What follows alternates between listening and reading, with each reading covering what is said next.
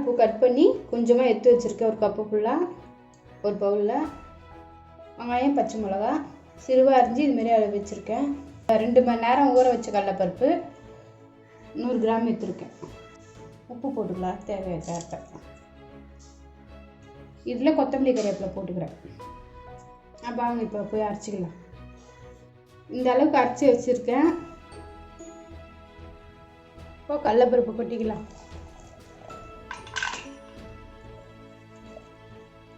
இப்போ வாழைப்பூ போட்டுக்கலாம்.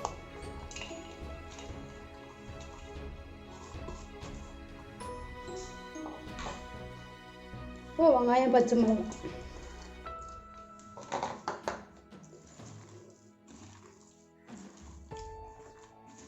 நல்லா மிக்ஸ் பண்ணிங்க.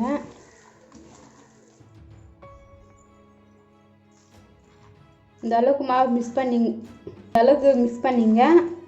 கடலைப்பருப்பில் வாழைப்பூ தான் அதிகமாக இருக்கும். அது ஒன்றும் வராது, நல்லா பரம்பரன்னு வரும்.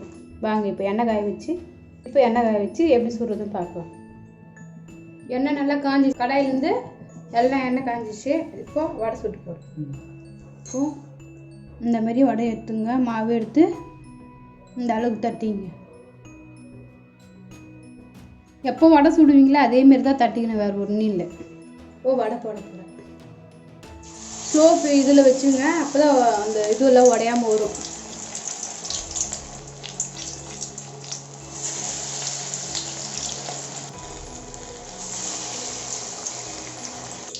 கொஞ்சம் மீடியமான தீயிலே வச்சுங்க. ரொம்ப இது பண்ணுறாதீங்க. மீடியமான தீயிலே வருங்க, அப்போ தான் நல்லாயிருக்கும் வடை. பாருங்கள் எப்படி வந்துட்டு. இதில் வாழைப்பூ கூட்டு கூட பண்ணலாம். ஒரு நாள் நான் காட்டுறேன் அதை.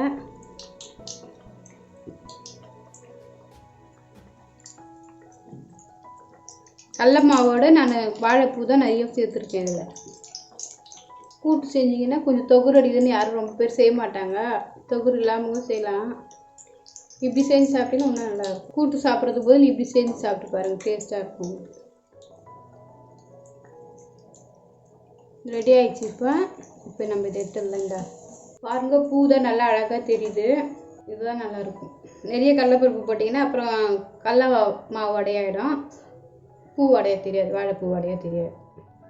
வடை ரெடி ஆகிடுச்சு. சுவையான வாழைப்பூ வடை ரெடி ஆகிடுச்சு. பாருங்கள் எவ்வளோ சாஃப்டாக வந்துருக்குங்க. மொரன்னு இருக்குது. பருப்பு ஒன்றுமா பாதிமாக இருக்கிறதுனால நல்லாயிருக்கும். நீங்கள் மென்று சாப்பிடும்போது நீங்களே செஞ்சு பார்த்துட்டு எப்படி இருக்குன்னு கமெண்ட் பண்ணுங்கள். இந்த வீடியோ உங்களுக்கு பிடிச்சிருந்தா லைக் பண்ணுங்கள், கமெண்ட் பண்ணுங்கள், சப்ஸ்கிரைப் பண்ணுங்கள். மறக்காமல் பெல் பட்டனை அழுத்துங்க. அடுத்த வீடியோவில் பார்க்கலாம். பாய்.